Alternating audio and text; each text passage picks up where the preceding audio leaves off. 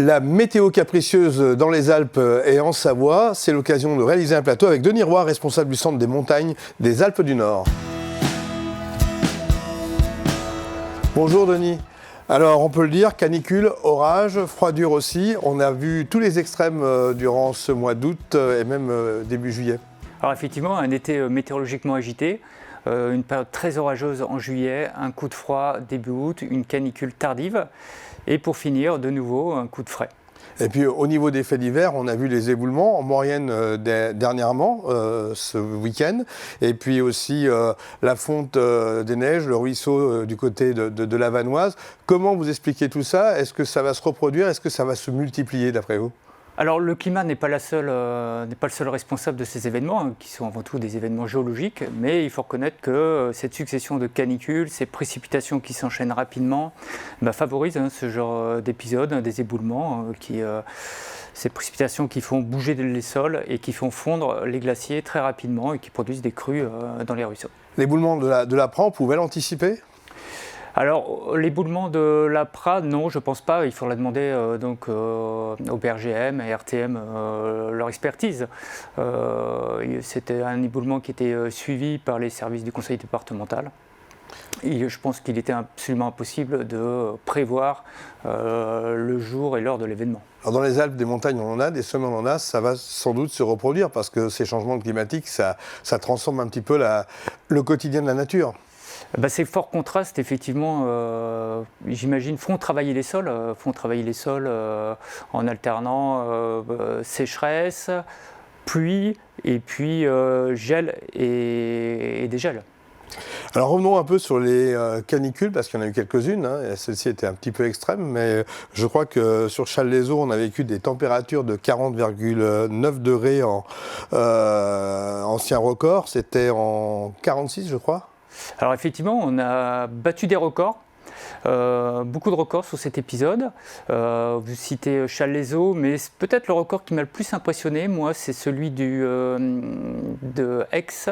Aix-les-Bains, Chambéry, 40,5 degrés, voilà. C'était le 1er juillet 1973. Oui, et puis le record a été battu de 1,6 degrés d'un seul coup.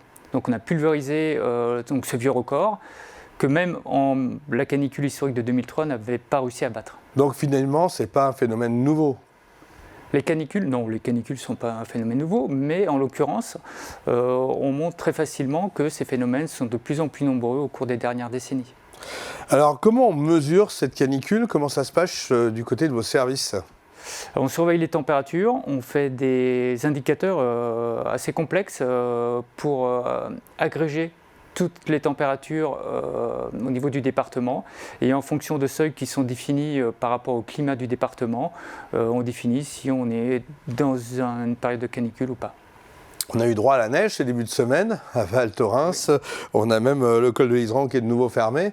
Ça aussi, c'est un petit peu surprenant, même si ça s'est produit quelques fois. Alors ça, c'est moins surprenant parce que cette période de fin août est une période de transition. On va rentrer dans l'automne. Donc des descentes d'air froid qui occasionnent des précipitations sous forme de neige en altitude, c'est courant cette période. Ce qui est le moins courant, c'est la canicule qui l'a précédée. On a quand même des flux de rivières qui sont extrêmement importants. On n'a jamais vu ça dans certaines régions de France.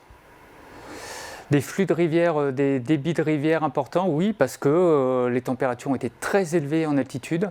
Donc la contribution de la fonte des glaciers a été très importante, et ce qui conduit à des débits dans les rivières et dans les ruisseaux importants. Alors un autre phénomène, ce sont les incendies de forêt. Alors on en a eu quelques-uns assez modestes finalement, comme à Bourdeau en Savoie, mais quand on voit le Canada, la Grèce, on peut se poser la question sur le devenir de l'équilibre climatique.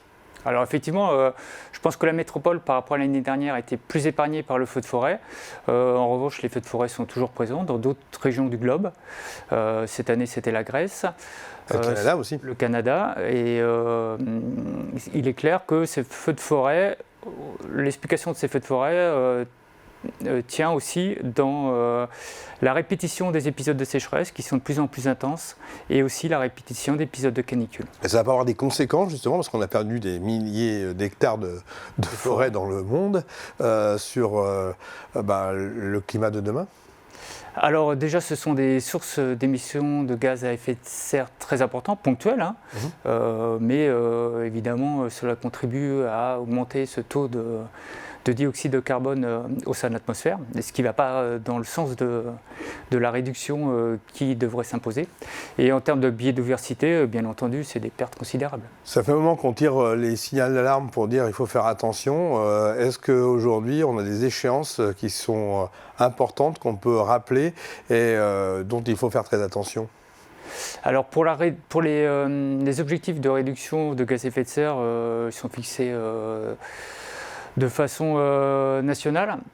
Je ne sais pas, c'est pas à moi de dire si les objectifs seront atteints ou pas atteints. Par contre, ce dont on est sûr actuellement, c'est que maintenant, chaque molécule de gaz à effet de serre rejetée dans l'atmosphère est importante. Parce que compte tenu de l'inertie de la machine climatique, on est parti pour plusieurs dizaines d'années de réchauffement continu, même si ce taux de gaz à effet de serre ralentit ou s'inverse même. Sans faire de prévision météo, comment s'annoncent les prochains jours, voire les prochaines semaines ? Alors, ça va s'améliorer en termes de temps. On va repartir sur une période anticyclonique avec des températures qui vont réaugmenter. Et donc un temps plus ensoleillé. L'avantage de cette période pluvieuse qu'on a connue pendant 3 jours, c'est que pour le mois d'août, au moins en termes de pluviométrie, nous avons rattrapé le déficit observé de ce début août. Merci Denis Roy pour ces précisions et puis à bientôt pour un nouveau flash météo pour nous expliquer un petit peu les changements climatiques. Je vous remercie.